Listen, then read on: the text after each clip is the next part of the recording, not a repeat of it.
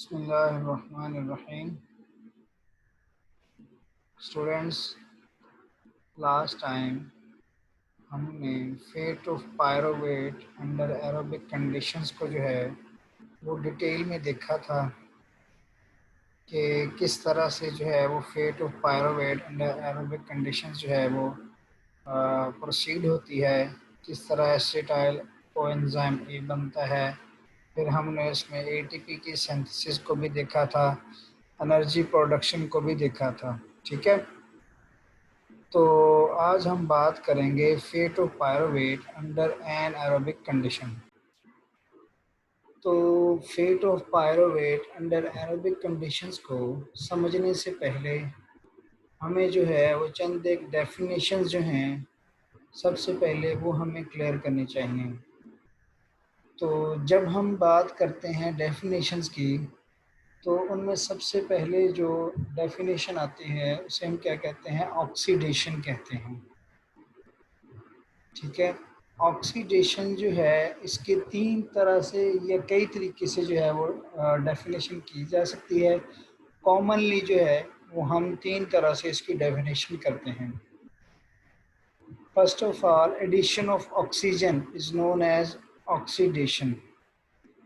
Removal of hydrogen is known as oxidation. And third definition is removal of electron is also known as oxidation. तो हमने ये अब तक जो है वो ऑक्सीडेशन की यही तीन कॉमन डेफिनेशन जो हैं वो पढ़ी हुई हैं।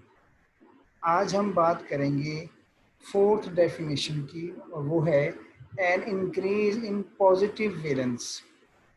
यानी कि किसी भी एटम की पॉजिटिव वैलेंसी के बढ़ने को भी हम क्या कहते हैं, ऑक्सीडेशन कहते हैं। ऐसा क्यों है बेटा? अगर आपको याद हो तो हमने थर्ड डेफिनेशन जो है वो ये की है कि removal of electron is also known as oxidation.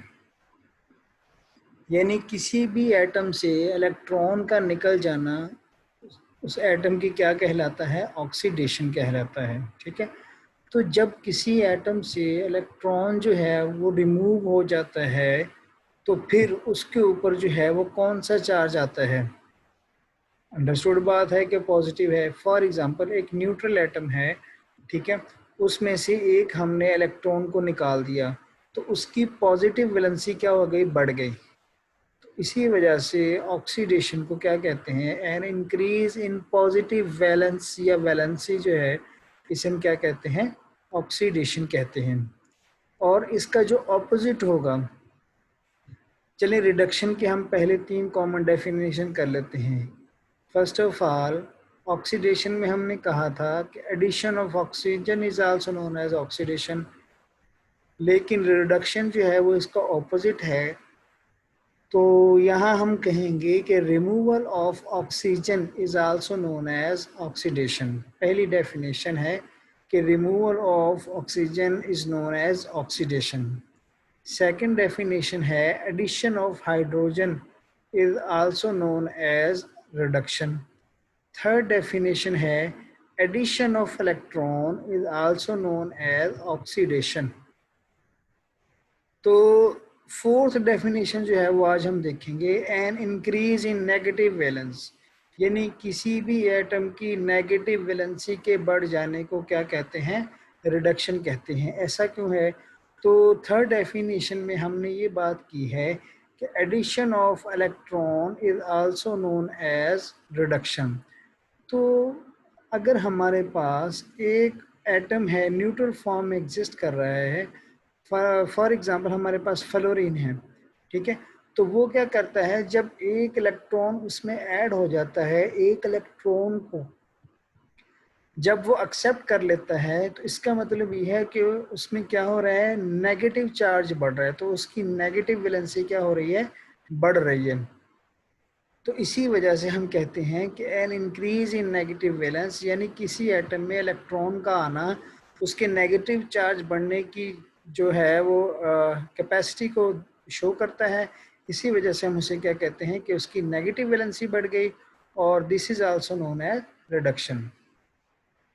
Third definition की बात करते हैं तो उसमें है respiration, an energy yielding process in which the energy substrate is oxidized using an exogenous or externally derived electron acceptor. यहाँ पर जो है वो रेस्पिरेशन जो है बेसिकली, अगर हम इसे कॉमनली आम बात में समझना चाहते हैं तो हम कहते हैं कि जो ग्लूकोज या जो खुराक हम लेते हैं उसकी जब ऑक्सीडेशन होती है तो उसमें से एनर्जी पैदा होती है, उसे क्या कहते हैं, रेस्पिरेशन कहते हैं। अब वो जो खुराक हम ले रहे होते हैं वो किस फॉर्म में ले रहे होते हैं, ग्लूकोज के फॉर्म में लेते हैं। तो ग्लूकोज की जब ऑक्सीडेशन होती है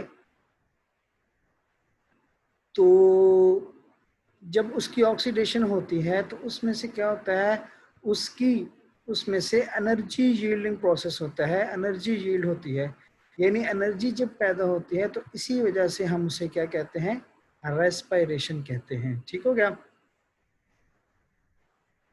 तो यहाँ पर भी यही बात कर रहा है कि एनर्जी यील्डिंग प्रोसेस, ऐसा प्रोसेस जिसमें एनर्जी पैदा हो रही हो, इन विच, कैसे, इन विच जिसमें एनर्जी सबस्ट्रेट हमारा वो जो ग्लूकोज है इज ऑक्सीडाइज, उसकी ऑक्सीडेशन हो जाती है यूजिंग एन एक्सोजीनस, यानी कि एक्सो का मतलब होता है कि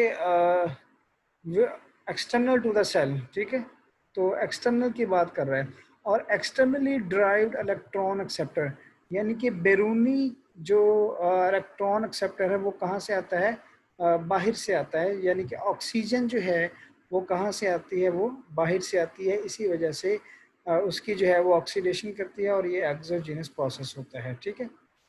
फर्मेंटेशन, फर्मेंटेशन की अगर हम डेफिनेशन करें तो हम कहते हैं an energy yielding process in which an organic molecule is oxidized without an exogenous electron donor. Fermentation जो है ये भी एक हम कहते हैं कि एनर्जी यील्डिंग प्रोसेस होता है, जिसमें क्या होता है कि मॉलिक्यूल की ऑक्सीडेशन होती है, लेकिन याद रखिएगा हम बाहर से उसको ऑक्सीजन प्रोवाइड नहीं करेंगे। इसका मतलब ये है कि रेस्पिरेशन और फर्मेंटेशन में अगर कॉमन डिफरेंस देखा जाएगा तो उसमें क्या होता है कि हम रेस्पिरेशन में एक्सटर्नली ऑक्सीजन लेके आते हैं अंदर, जिससे उसकी ऑक्सीडेशन होती है। ठीक है। लेकिन फर्मेंटेशन के नतीजे में हम यहाँ पर जो है वो एक्सटर्नली ऑक्सीजन नहीं लेके आते, इसी वजह से इसे क्या कहते हैं, फर्मेंटेशन कहते हैं। लास्ट डेफिनेशन है जी bio energetics, the study of the flow and the transformation of energy that occur in living organism is known as bio energetics. तो बायो एनर्जेटिक्स जो है ये एनर्जी फ्लो के बारे में बताता है कि किस तरह से जो है वो सनलाइट ग्लूकोज की फॉर्म में स्टोर होता है, यानी कि सनलाइट एनर्जी जो है वो केमिकल एनर्जी में कन्वर्ट हुई, केमिकल एनर्जी जो है जो ग्लूकोज की फॉर्म में मौजूद है उसकी क्या होती है, ऑक्सीडेशन होती है, उससे एटीपी सिंथेसिस होते हैं, फिर एटीपी सिंथेसिस होने से क्या होता है, मेटाबॉलिक प्रोसेस जो है या अदर प्रोसेसेस जो है जैसे कि मूवमेंट है, बोलना है, ठीक है, पंपिंग ऑफ हार्ट है, तो इस तरह के जो काम है हमारे डेली सेलुलर एक्टिविटीज़ जो हैं वो क्या होती हैं, परफॉर्म होती हैं। तो बायो एनर्जेटिक्स जो है ये एनर्जी के रिलेटेड जो भी प्रोसेस होगा उसको क्या करता है, डील करता है। नेक्स्ट हमने देखा कि इस स्लाइड के अंदर जो है वो दो यहाँ तक जो है पायरोवेट तक उसकी जो है वो थोड़ी सी रिवीजन है कि किस तरह से जो है ग्लूकोज पायरोवेट के अंदर जो है वो कन्वर्ट होता है। तो उसकी थोड़ी सी रिवीजन कर लेते हैं। ग्लूकोज के सबसे पहले क्या होता है, फास्फोरिलेशन, तो वो कन्वर्ट हो जाता है किसके अंदर, ग्लूकोज 6 फास्फेट के अंदर। ठीक है। फिर उसके बाद जो है वो एक आइसोमेरेज यानी कि एक एंजाइम आता है, आइसोमेरेज एंजाइम आता है जो इसका आइसोमर बनाता है, ग्लूकोज से इसको कन्वर्ट कर देता है किसके अंदर, फ्रुक्टोज के अंदर। ठीक है। फिर काइनेज एंजाइम आता है तो उसकी फास्फोरिलेशन करवाता है, तो वो कन्वर्ट हो जाता है किसके अंदर, फ्रुक्टोज 1,6 बिज फॉस्फेट के अंदर। ठीक है, फ्रुक्टोज 1,6 बिज फॉस्फेट जो है उसको फिर एल्डोलेज एंजाइम आता है, उसको क्या करता है, कन्वर्ट कर दवा देता है किसके अंदर, दो मॉलिक्यूल ग्लिसर एल्डिहाइड 3 फॉस्फेट के अंदर और डाई हाइड्रोक्सी एसीटोन फॉस्फेट के अंदर। फिर हमने ये पढ़ा था कि डाई हाइड्रोक्सी एसीटोन फॉस्फेट जो है वो कन्वर्ट हो जाता है किसके अंदर, ग्लिसर एल्डिहाइड 3 फॉस्फेट के अंदर। ठीक है, तो इससे जो है वो क्या होता है कि ग्लिसर एल्डिहाइड 3 फॉस्फेट जो है इसमें क्या होता है, उसमें हाइड्रोजिनेज एंजाइम जो है, डीहाइड्रोजिनेज एंजाइम जो है वो आता है, उसमें से हाइड्रोजन जो है वो क्या किया जाता है, निकाल लिया जाता है। ये आप देख सकते हैं कि यहाँ पर जो है NAD आता है और साथ में क्या बनाता है, NADH और प्लस क्या बनाता है, H पॉजिटिव आयन बनाता है। ठीक है, तो वो कन्वर्ट हो जाता है 1,3 बिज फॉस्फोग्लिसरेट के अंदर। नेक्स्ट है फास्फोग्लिसरेकाइनेज एंजाइम आता है, उसमें क्या होता है कि ADP जो है वो कन्वर्ट होता है ATP के अंदर, यानी कि यहाँ से एक फास्फेट ग्रुप जो है वो क्या कर दिया जाता है, निकाल दिया जाता है। ठीक है, तो वो रह जाता है 3 फास्फोग्लिसरेट। ठीक है, जो 1 पोजीशन पे फास्फेट ग्रुप है यहाँ, वो यहाँ से क्या कर दिया गया है, निकाल दिया गया है। फिर उसके बाद क्या होता है, आइसोमेरेज एंजाइम आता है, तो वो क्या करता है, 3 फास्फेट को कन्वर्ट कर देता है किसके अंदर, 2 फास्फोग्लिसरेट के अंदर। फिर इनोलेज एंजाइम आता है और वो क्या करता है, फास्फोइनॉइल पायरोवेट के अंदर बनाता है। पायरोवेट जो है, पायरोवेट कैनेज एंजाइम आता है, उसकी डीफास्फोरिलेशन होती है, यानी कि ADP जो है वो कन्वर्ट हो जाता है ATP के अंदर, ATP सिंथेसिस होती है और फाइनली हमारे पास क्या बन जाता है, पायरोवेट बन जाता है। ठीक है, तो ये हमारी जो है वो रिवीजन है। इससे आगे जो है, अगर हम इसको देखना चाहते हैं मोलेकुलर फॉर्म में कि किस तरह से जो है वो ग्लूकोज फ्रुक्टोज के अंदर कन्वर्ट होती है, तो ये आपके पास उसका स्ट्रक्चर है। यहाँ पर देखें जी, ये हमारे पास है जी ग्लूकोज मॉलिक्यूल। ठीक है, ATP आया, उसने क्या किया, एक फास्फेट ग्रुप ट्रांसफ़र किया, किसके भी चला गया, 6 कार्बन के ऊपर चला गया, तो इसे क्या कहते हैं, ग्लूकोज 6 फास्फेट। ठीक है, फिर उसके बाद क्या होता है कि आइसोमेरेज एंजाइम आता है, वो ग्लूकोज 6 फॉस्फेट को, ये देखें, ये कार्बोनाइल ग्रुप जो है वो टर्मिनल कार्बन पे मौजूद है, अब ये और ये यहाँ पर आ गया, तो कार्बोनाइल ग्रुप के अगर दोनों साइडों पर कोई R ग्रुप मौजूद हो तो उसे क्या कहते हैं, फ्रुक्टोज कहते हैं या कीटो कहते हैं, कीटो ग्रुप कहते हैं। तो ये ग्लूकोज जो थी ये एल्डो शुगर थी और जो फ्रुक्टोज है वो क्या है, कीटो शुगर है। तो आइसोमेरेज एंजाइम आता है,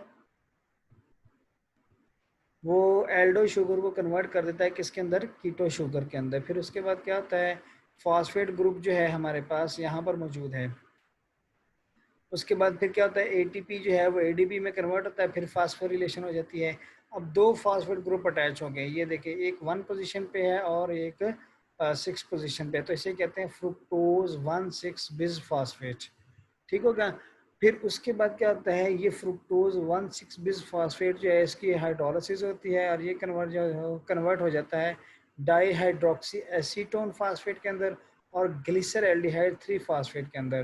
तो डाई हाइड्रोक्सी एसीटोन फास्फेट जो है ये कन्वर्ट हो जाता है किसके अंदर, ग्लिसर एल्डिहाइड 3 फास्फेट के अंदर। तो यहाँ पर इसका मतलब है 2 मॉलिक्यूल बनते हैं किसके, ग्लिसर एल्डिहाइड 3 फास्फेट के। ठीक है, फिर डिहाइड्रोजिनेज एंजाइम आता है। ठीक है, तो वो कन्वर्ट कर देता है किसके अंदर, ग्लिसरेट के अंदर, 1,3 बिज फास्फोग्लिसरेट के अंदर। ठीक है, ये देखें, यहाँ पर जो है ये ग्लिसरैल्डिहाइड है, तो डिहाइड्रोजिनेज एंजाइम आएगा, वो क्या करेगा, यहाँ से H निकाल लेगा, तो ये बना देगा क्या, ग्लिसरेट। फिर यहाँ पर क्या होगा कि ये जो फास्फो 1,3 बिज फास्फो है, 1 पोजीशन पे जो फास्फेट ग्रुप है ये क्या हो जाएगा, रिमूव हो जाएगा। ये देखें, ये ADP आया है, कन्वर्ट हो गया किसके अंदर, ATP के अंदर। तो 1 पोजीशन पे जो फास्फेट था वो निकल गया, 3 पे रह गया, तो ये हो जाएगा 3 फास्फोग्लिसरेट। ठीक है, फिर उसके बाद जो है वो क्या होता है, आइसोमेरेज या म्यूटेज एंजाइम आता है, वो क्या करता है, 3 पोजीशन से उठाकर इसको ले जाता है किसके अंदर, 2 पे, तो ये बना देता है 2 फास्फोग्लिसरेट। ठीक है, फिर क्या होता है, फास्फोइनाइल पायरोवेट एंजाइम बनता है किससे, डीहाइड्रोजिनेशन से या डीहाइड्रोजिनेशन। इसका मतलब ये है कि यहाँ से भी क्या होता है, हाइड्रोजन जो है वो रिमूव हो जाती है और वो कन्वर्ट हो जाता है फास्फोइनाइल पायरोवेट के अंदर। ठीक है। फिर उसके बाद क्या बनता है कि एडीपी फिर एटीपी बनाता है और हमारे पास फाइनली जो है वो क्या बन जाता है, पायरुवेट बन जाता है। अब यहाँ से आगे जो है वो हम देखेंगे कि किस तरह से जो है वो हमारे पास जो है पायरुवेट जो है वो आगे फर्दर जो है वो चलेगा। अगर हमारे पास पायरुवेट एंजाइम मौजूद है, ठीक है, तो वो क्या बनाता है, फॉर्मेल्डिहाइड बनाता है, NADH या एसीटाइल को एंजाइम बनाए ए बनाता है, यानी कि यहाँ पर जो है वो एरोबिक जो है फेट ऑफ पायरुवेट है उसकी एरोबिक सिंथेसिस हो रही है। ठीक है, एसिटाइल कोएंजाइम जो है वो फर्दर आगे जो है वो चला जाता है इलेक्ट्रॉन ट्रांसपोर्ट चेन के अंदर, सॉरी सिट्रिक एसिड साइकिल के अंदर, फिर इलेक्ट्रॉन ट्रांसपोर्ट चेन के अंदर। और अगर हम बात करते हैं एनारोबिक कंडीशन की, तो ये हमारे पास पायरुवेट जो है ये एसिटाल्डिहाइड में कन्वर्ट होता है और फाइनली जो है हमारे पास किस में चला जाता है, एथानॉल यानी कि अल्कोहल। तो फर्मेंटेशन के नतीजे में हमारे पास क्या बनती है, अल्कोहल बनती है।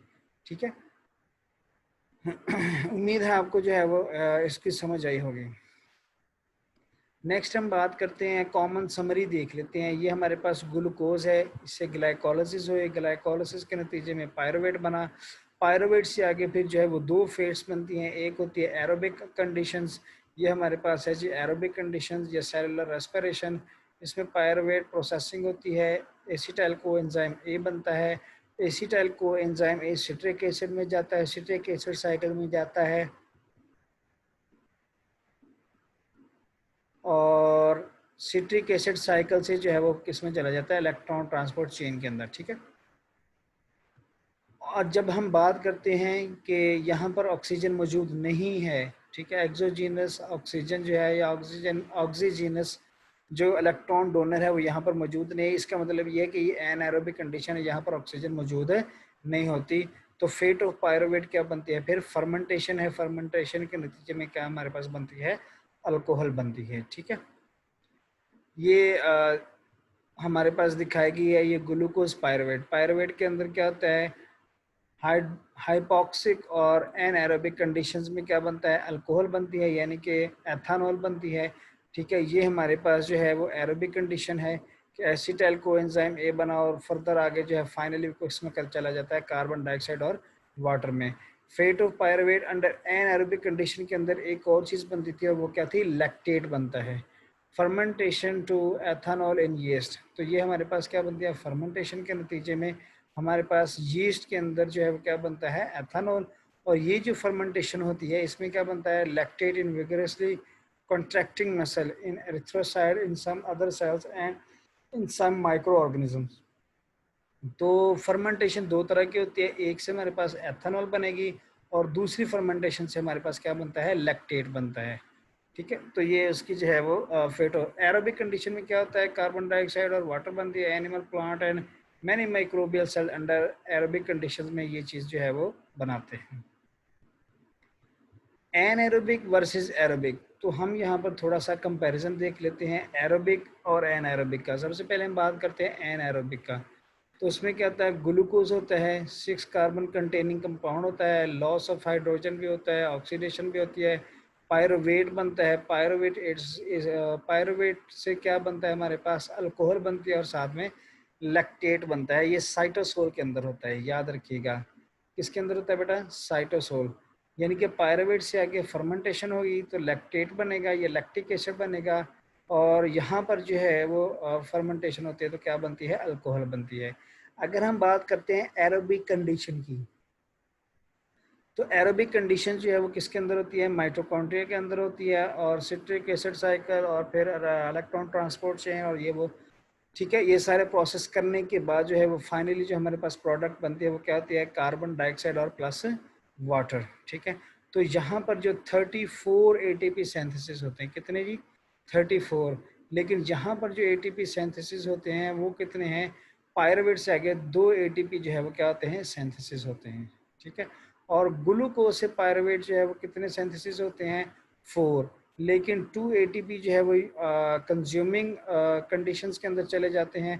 तो फाइनली ओवरऑल हमारे पास कितने एटीपी बनते हैं, 2 एटीपी बनते हैं अंडर एनारोबिक कंडीशंस। तो कुछ पॉइंट्स हैं जो हमें समझ लेने चाहिए इसको डिस्कस करने से पहले, इसका डिटेल मैकेनिज्म देखने से पहले। As in very active skeletal muscles, in submerged plants or in lactic acid bacteria, NADH generated by glycolysis cannot be reoxidized by oxygen.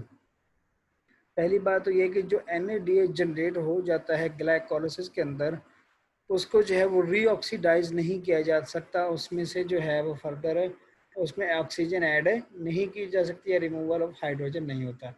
Failure of regenerate NAD positive, तो जब NAD positive नहीं बनेगा तो फिर वो NADH में भी convert नहीं होगा. इसीलिए कहते हैं कि failure of regenerate NAD positive would leave cell with no electron acceptor for the oxidation of glyceraldehyde 3-phosphate and yielding reactions of glycolysis would stop.